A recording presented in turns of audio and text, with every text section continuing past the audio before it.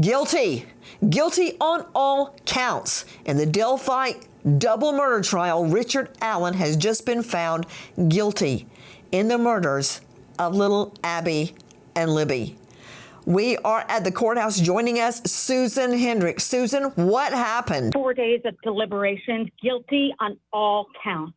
Richard Allen is found guilty on all counts. Cheryl McCollum joining me, who has been covering the story from the very beginning along with me, along with Susan Hendricks and Dave Mack. Cheryl, I understand that people poured out of the courthouse and had not made it to that bottom step where you and I waited to get in and yelled out guilty, and then a cheer went up all around. Nancy, they could not wait to get to the first step before they were celebrating guilty on all counts. Finally, for Abby and Libby, justice is served. A jury of 5 men, 7 women have returned a verdict of guilty. Richard Allen guilty on 4 charges in the murders of Abigail Abby Williams and Libby German. The 52-year-old Delphi man convicted. I saw when the defense attorneys were leaving the courthouse, people were asking, hey, talk to us. They got in their cars and they took off straight out to Dave Mack. Dave Mack, we've all been studying the indictment. Is, correct me if I'm wrong, 2 charges of felony murder and 2 charges of malice murder. Is that correct, Dave Mack? That's absolutely correct. Guilty on all 4 charges. Abby, 13, best friend Libby, 14, going for a hike at the Monon High Bridge the afternoon, February 13, 2017. Cheryl, can you believe it's taken this long for a verdict to be handed down? You know, it shows due diligence by this jury. Nancy, when you were my prosecutor, you would tell me often, every day of trial equals an hour of deliberation. Seems like to me they were right on time. They did their job as hard as it was for them, being away from their families. They did the work, and we're seeing the results. 12 people came to the same conclusion on the same day at the same time for these 2 young victims. Susan Hendricks with us at the courthouse. Susan, as the hours went by, many people thought that today would either be a hung jury or time for a dynamite charge. Absolutely, that's what I thought at the Monday morning when I came back this morning. I just thought, okay, hung jury. I don't know why my gut said that. The sidewalks were lined here, and I almost started crying when I heard the verdict. It was a scream, guilty, and there was a roar of celebratory, if you will, because of how long this has taken. You know, Susan Hendricks, what has the mood been in the courtroom when every day we would find out, well, they haven't reached a verdict today. They haven't reached a verdict today. They didn't reach it at lunch. They didn't reach it at the end of the day. We're going to come back over the weekend. We're going to come back on Veterans Day. What was the mood in the courtroom? Yeah. Well, I'll just tell you one thing. The family looked and sounded depleted. Energy gone, exhaustion, thinking the worst, that we're going to have to do this. You mean Abby and Libby's family? Exactly. Abby and Libby's family. Yes, and Richard Allen's family, breaking down in tears. I know that they're all exhausted. I mean, Cheryl, when you and I would go through, weeks and weeks of a jury trial, it was like I'd be a zombie by the time. I'd be so tired and exhausted at the time the verdict finally came in. And then when it would all be over, you just practically fall over. I know the families on both sides are just, raw emotion, Cheryl. No way around it. Nancy, for a month, physically it's been exhausting, but the emotional toll is just off the charts. And again, you've got 2 families that have been victimized, 1 family of the accused now convicted. You've got 3 families that have been on pins and needles and exhausted and emotionally spent. But again, today, we have 2 families that can start the process of healing. And you've got another family that just unfortunately has got to deal with the consequences of what their loved one did. Well, we've heard a lot of the evidence at trial, and we're going to analyze what we believe turned the jury to this verdict. Finally, for those of you just joining us, justice for Abby and Libby. The jury has handed down a guilty verdict. Guilty on all counts. That's 2 counts of felony murder and 2 counts of malice or intentional murder. Now, what does that mean? This has been charged in the alternative. Malice murder or murder 1, premeditated murder, simply means that you had the intent to do the act. Not necessarily to kill, but you have the intent to slice the girls' throats with a knife. Felony murder does not require any intent at all. It simply means that a death occurred during the commission of a felony. The felony herein would be kidnapping, forcing the girls down the hill. No set degree or amount of asportation, as it is called under the law, moving the victim. You can move them to another country. You can move them 3 inches. That still qualifies as asportation under the law. In this case, forcing them off the bridge, down the hill, across the creek is asportation. That equals kidnapping. They're not going to be sentenced to felony murder, life, or 40 to 65, and on malice murder consecutively. Those counts now merge.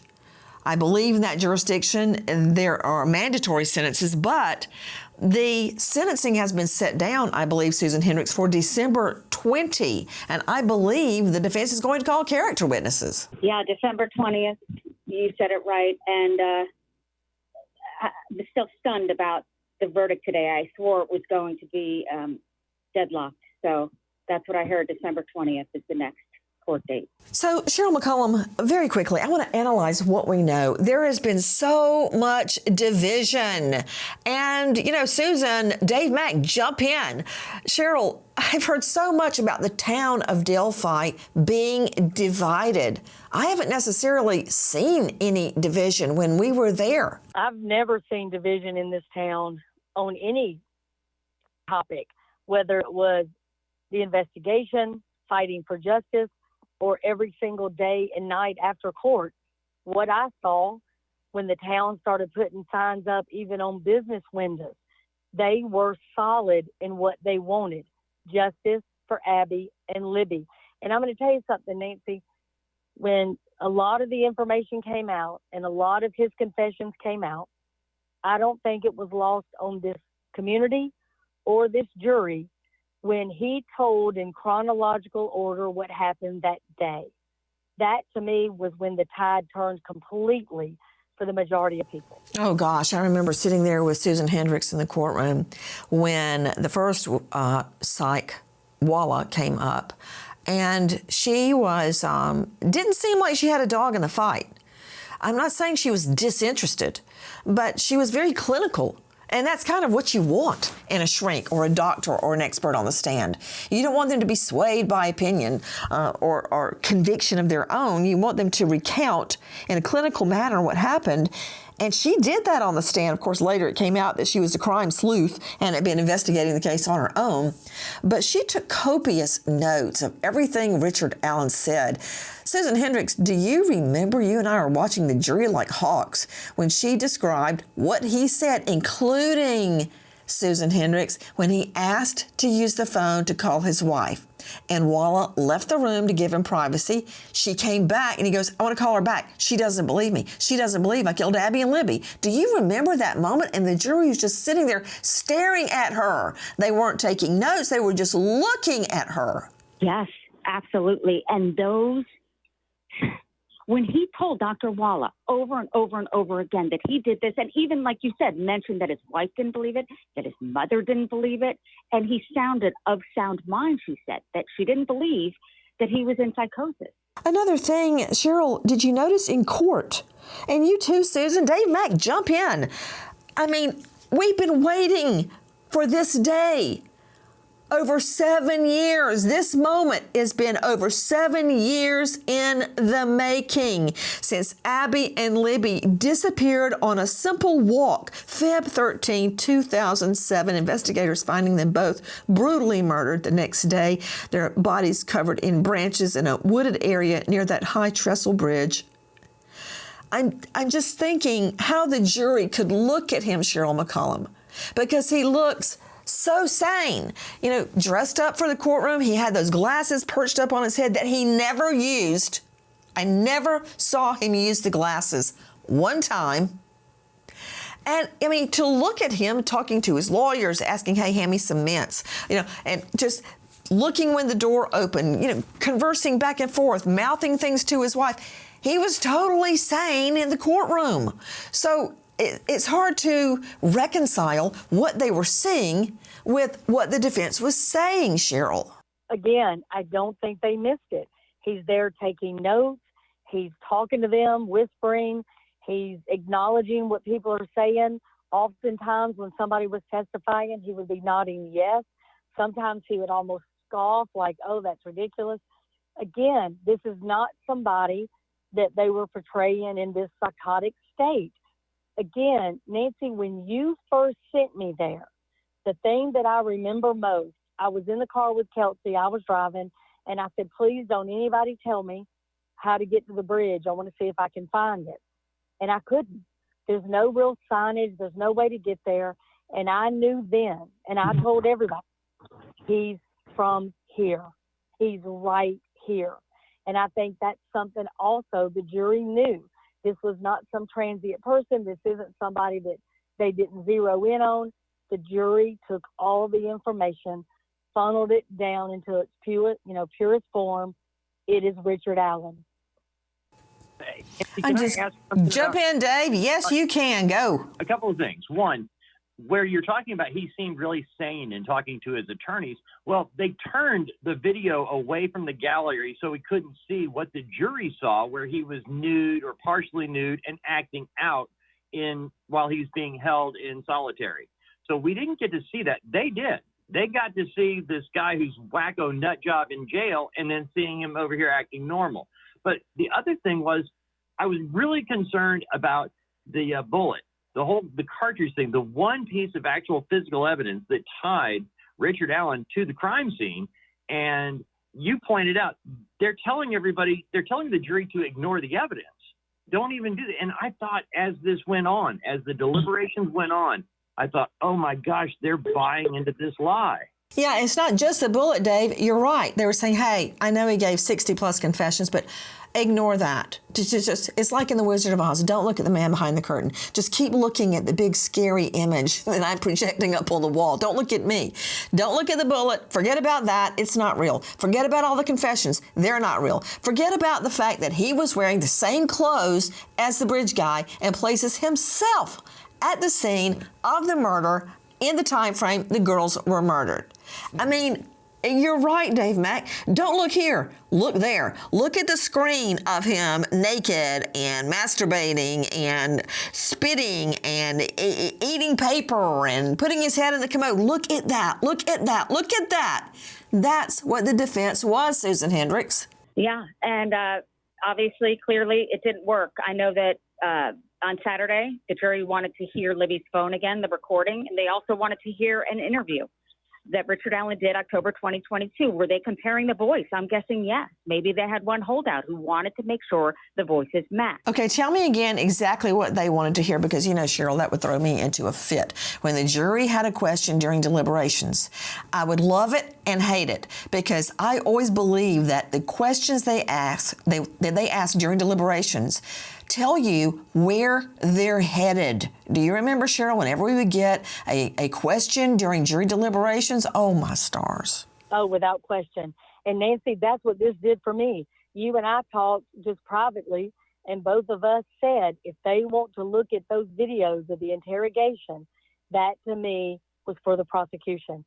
There was no doubt in our minds at all. I felt that, yes, you and I discussed that, and I felt on the other side of the fence, Cheryl, that if they wanted to look at him behind bars acting out, having his alleged psychotic break, that would be bad for the state. That's But if right. they wanted to hear his confession or his statement, that would be good for the state. Now, so Susan Hendricks, guys, joining us at the courthouse. She's been there throughout the trial. Susan, tell me what it is they wanted to hear on Saturday exactly. They wanted to hear what was on Libby's recording from that day, February 13th, 2017, which is now why we say guys down the hill. We all knew that. We saw it during trial, the entire 43 seconds. They wanted to hear that. And they also wanted to hear the interview with Detective Holman and with Richard Allen when it got heated the day he was arrested. They wanted to hear that man that was aggressive with Detective Holman, and they wanted to compare the voices. So on Libby's phone, you can hear down the hill.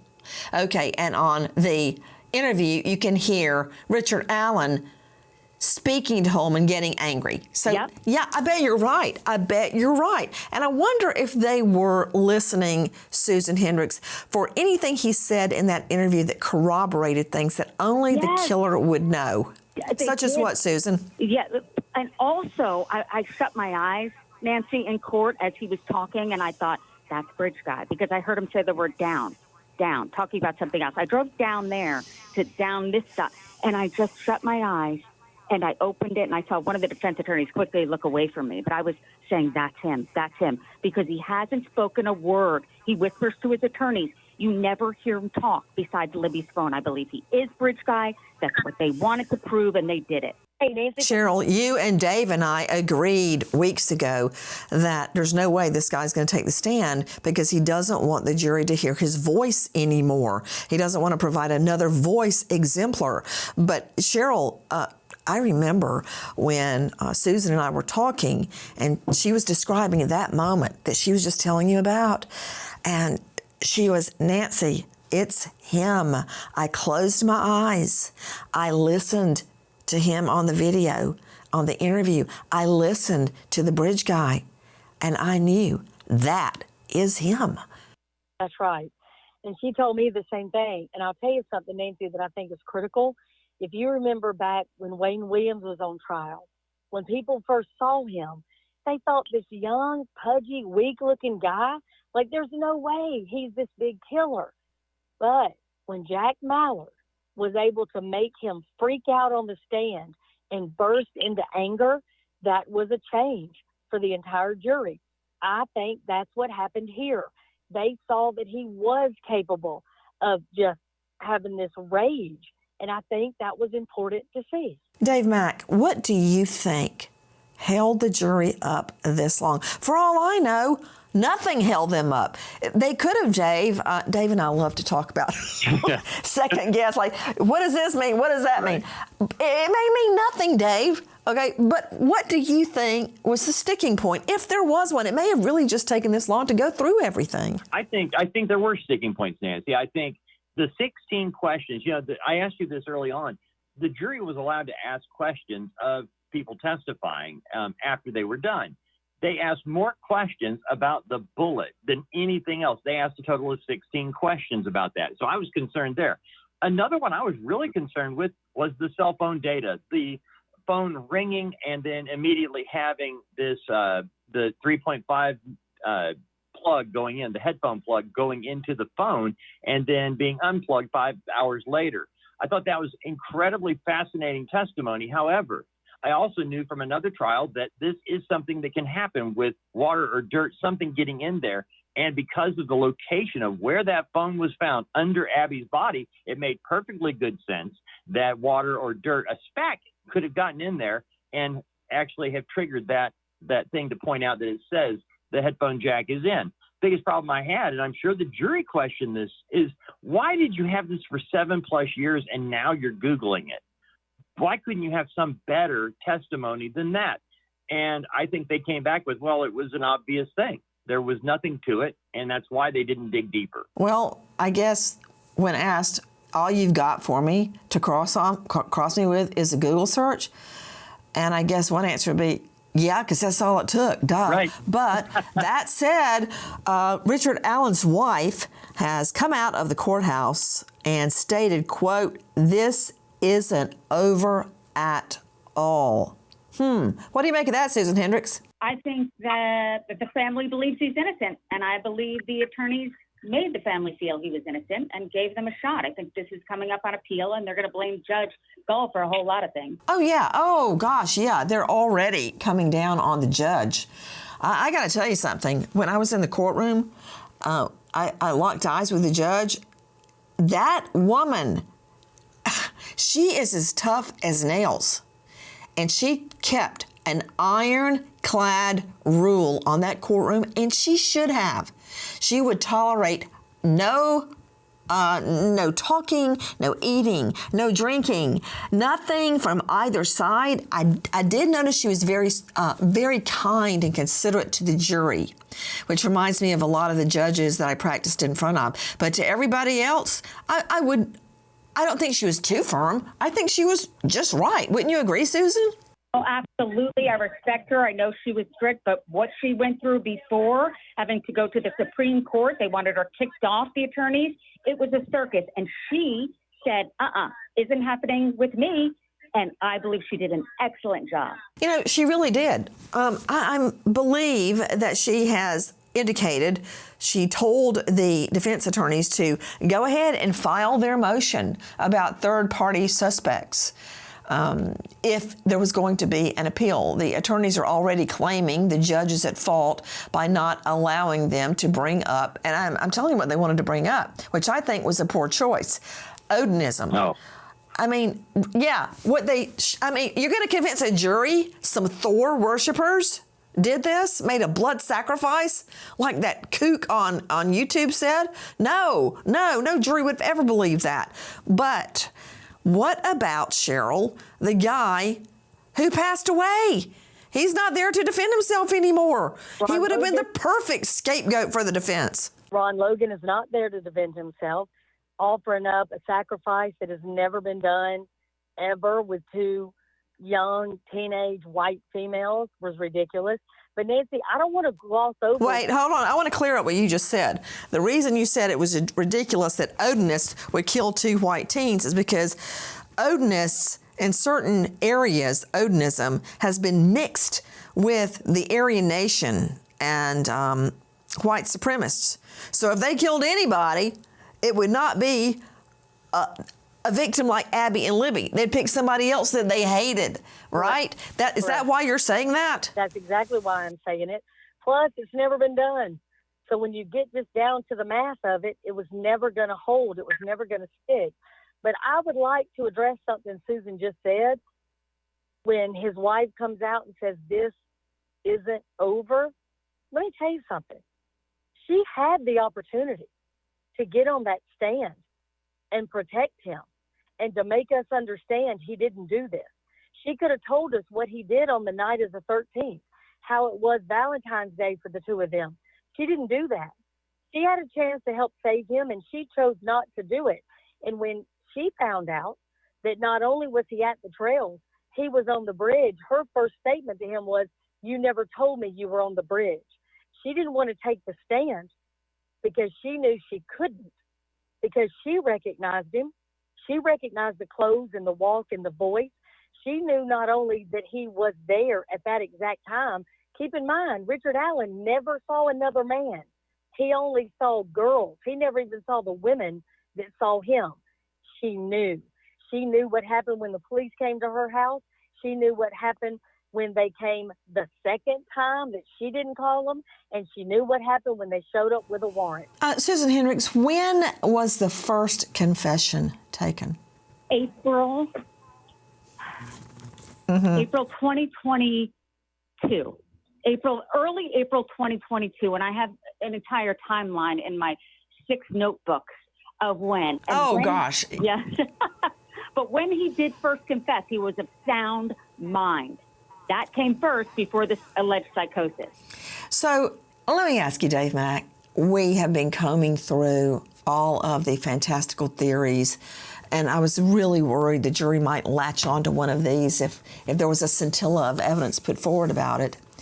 But why are people so convinced that he's innocent? I mean, the crazy theories online, Dave Mack, are They're horrible. It just shows you that some people have too much time on their hands, and they could not fathom that a single person would be that evil to take on two children and convince them at gunpoint to go down the hill and do as they were told. He picked the perfect victims. I hate to say that, but he picked two girls that were still girls, and they were told by an adult man, I got a gun, I'm going to use it, go down here, do what I tell you to do. And they bought into it because of some bad digital camera footage that they saw online. By the way, the people who come up with these crazy conspiracies, they don't ever actually see evidence. What they see is things online. They don't even know if what they're watching online has been fixed by somebody else who's messing with them. I'm shocked that we didn't hear the defense throw up more of a Keegan Kline defense, the Ronald Logan thing. I'm surprised. I'm wondering, Nancy, and this is my question for you, was the defense laying groundwork so that if convicted, Richard Allen could come back and say, my defense didn't do what they should have done. Here are some other avenues that should have been explored and they weren't. Oh, gosh, you're right. But I'm sure, I got to tell you something. I really have faith in this judge. I do. Just listening to her demeanor on the bench, the way she handled everything that happened from the very beginning, all the pretrial motions, you name it, she has been very consistent. Now, the law varies from jurisdiction to jurisdiction, state to state, but generally speaking, one thing is true. All three of you, please jump in. If you have a scintilla of evidence that someone else did the deed, you can bring on third-party guilt. For instance, Ron Logan, it was his property. Didn't he lie about his alibi, Susan Hendricks? He lied because he was on probation for drinking and driving. Exactly. So that, to me, using the fact that he lied, using the fact that it was his property, using the fact that he has gone on to the hereafter and cannot defend himself, would have been a perfect scapegoat. They did not do that. They went with the Odinist theory. Now, to bring in a third-party guilt theory, some other dude did it, you have to have some evidence, right? You have to. And they brought it up again the other day. And Judge Cole said, yes, that's why I kept talking about Odinism. She said this is and everybody online time. was like, stop talking about it. She's ruled out Odinism. I'm like, no, she's ruled it out. But if they can get in facts to support it, they can then bring it in. What I'm saying is you can't say, Cheryl, well, I heard about a child killer out in Wyoming, and maybe he came to Indiana because it's the same MO. Maybe it's him. All right? Maybe it is. Maybe little green men from Mars did it too and then beamed right back up. Yes, it's possible, but you have to lay some factual foundation, and that was not laid for Odinism. Right. Nancy? But they didn't give up. They tried again last week. And she said for the 1,000th time, no, unless there's proof. Of course, the jury was not in the room. Nancy, the 2 days that I was sitting there in court, it was evident that this jury was sophisticated. They were not in any way going to be snowed by that defense. They didn't have a choice but to drop it, whether the judge said they could bring it or not. They weren't going to buy it. The second thing that I noticed, again, when they didn't bring up Ron Logan, it's because, if you remember, the FBI even served a warrant. It didn't pan out. They couldn't connect him. So like you used to always tell me, follow the evidence, not the theory. Okay, I don't remember ever saying that, but it sounds really smart. So if you're going to attribute that to me, I'm really happy. Susan, buckle your seatbelt. People are already online screaming, this was a setup. Oh, jeez, it's not a setup. Well, that's who I just ran into. I just ran into Libby's favorite teacher. And I saw him in court one day when the phone call was played, and he just hugged me and he said, don't, I'm going to cry. And he's right next to me. So that's really what this is about. It's like, the justice was served. This is what I know about sentencing, guys. In many, many jurisdictions, a murder charge is a mandatory life sentence. And you can then try to get the death penalty or life without parole. Okay, here, that's not true. The sentence is anywhere from 45 to to 65 years behind bars. There is an advisory sentence of 55 years. We know that the sentencing is set for December 20. We know at that time that the defense is planning to bring on character evidence of good character. I can only imagine, what is the state going to bring on? I guess the heinous nature of the crimes, number one. But what do you think? I think maybe they just play his voice again. They play Libby. I know Nick McClelland, the last words out of his mouth were, Libby always wanted to solve crimes. She did, her own. What about it, Cheryl? I believe that this judge is going to give the maximum because the prosecution is going to lay out that a 14-year-old girl gave us the best evidence possible, which was video and audio of her killer. And when her friend said, "Don't leave me," she didn't. So, Susan, has the death penalty ever been on the table? Does Indiana even have the death penalty? Yes, Indiana does. They haven't administered it in a long time. It was something to do with the medicines and the manufacturers. It's never been on the table, though. I asked several times, and no, it has not. They do have the death penalty, yes. But this is not a death penalty case. Right. Okay, and let me tell you, if it hasn't been tried as a death penalty, that's not an option at sentencing. When you're trying a case as a death penalty case, you have to, quote, witherspoon the jury and question the jurors about their beliefs on the death penalty. That did not happen in this case. This is not a death penalty case. However, the judge can still sentence to the maximum sentence. You know, I'm very curious, guys.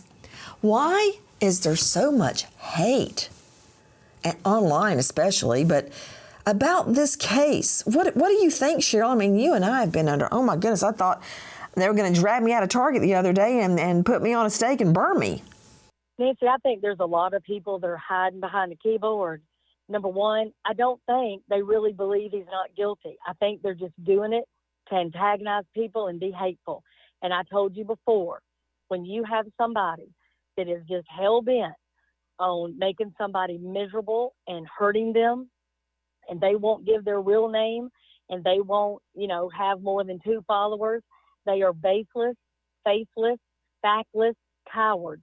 And for me, none of those people factor here. What factors are the real people that have been fighting like you?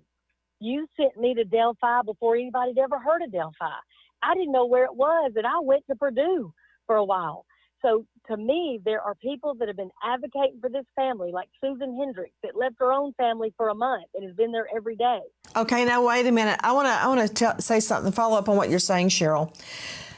Guys, Susan left her family, and Susan, your son, what was he saying the other day about murder? You told me, she's like, please don't tell that to the other moms in the pickup line. Yes, he's in 2nd grade, and he said, Mom, he has a baby voice still. I love it. And he just said, Mom, guess what? My friend's mom came in to talk, and she writes poetry books. And I turned to my friend Henry, and I said, my mom writes books. And he said, what kind of books? And he said, don't tell anybody. Murder. And Henry said to him, I think I'd like a murder book. I thought, oh, my gosh, therapy's come. Yeah, that's a lot more fun to read about than poetry, right? Right. Yeah, not, oh, gosh. Oh, gosh. I miss him every day. I've been on speaker, but I had to be here. I wanted to be here. You know, it's been so full of raw emotion every single day, the ups and the downs, the ups and the downs. And I got to tell you guys, when I saw the victim's family in person again last week when I was at the trial, their faces were just like stricken, kind of like pinched. And nothing had even happened. Remember, Susan, it was first thing in the morning, and they were just, oh, my heart, they just looked raw, Susan, just raw. But I saw their eyes light up when you were there. You know what you signify, Nancy? Not only a wonderful person to them, but that their girls matter. You know what we haven't talked about? We haven't talked about Libby and Abby. And I remember Lucy and John David at this age. And I just cannot imagine someone doing this to them. I mean, Cheryl, you've raised a boy and a girl. Remember that tender, sweet age, just before they turn into a full-on crazy teen. You know, it all happens when they're about 16, everything goes haywire.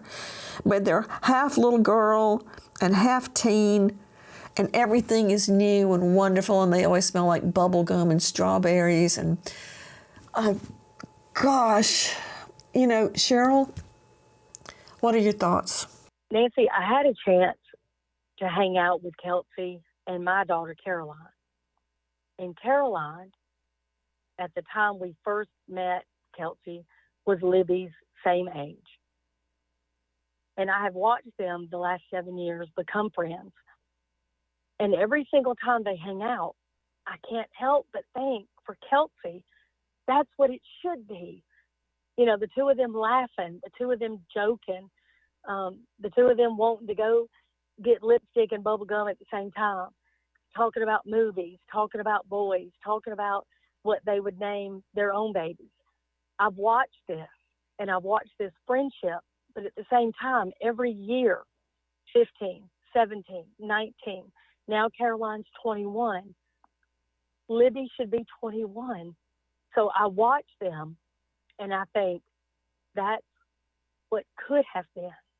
That's what should have been. Susan, what about it? I know. I was at Libby's gravesite right before I heard that a verdict was out.